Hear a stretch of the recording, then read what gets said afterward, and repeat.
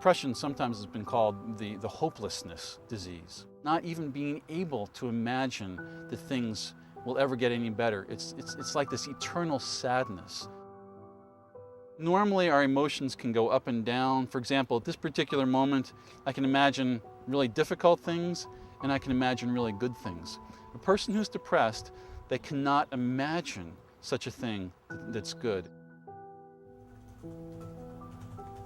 My interest in depression really goes back to my own childhood and growing up years, where I would see my father going in and out of periods of depression. He was hospitalized probably a handful of times that I'm aware of as I was growing up. We didn't have a word for it at the time. As you can imagine, it was sort of hush-hush. You know, Daddy's sick and he'll be away for a while. My father was a person who, without question, he loved Jesus, without question.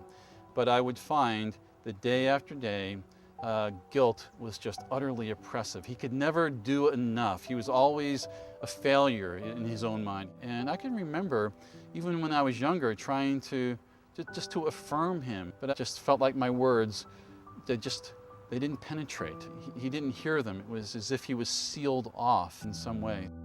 So I've seen the stubbornness of depression in a close hand with my father's life.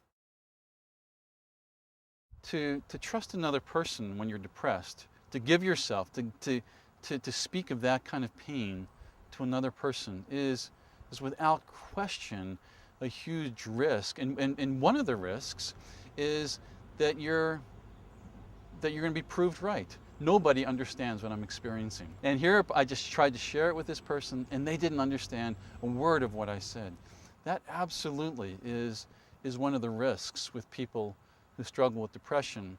And it's the risk, frankly, that everyone who has gone through deep suffering experiences, because everyone who's gone through deep suffering, they have had very well-intentioned people say things that ultimately were hurtful kinds of things.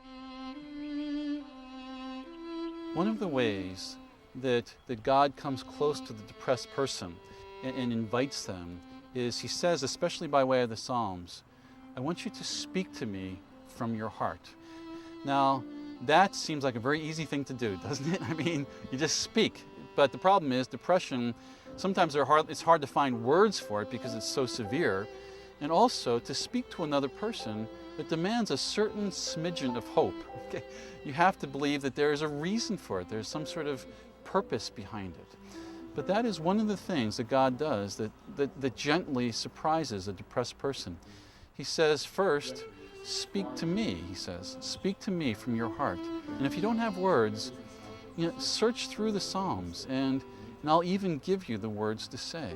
That's one way the Lord begins to pierce through this, it feels like this armor of sadness that we can have around us.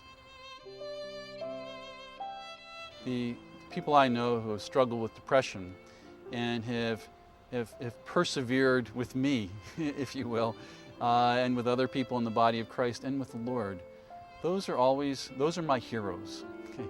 Those are people, they struggle. Every day is hard, but they get up out of bed every day simply out of this weak obedience to Christ. And I find that to be so incredibly heroic. When I've had the privilege of being able to walk with people who've been depressed, they might say, well, to tell you the truth, I don't remember much that Ed said. I'm thinking, oh no, I didn't say anything useful. But they say something better. But I knew he was there and he was walking with me in the midst of it. That doesn't help a counselor's self-esteem, but it's better. It's better than that.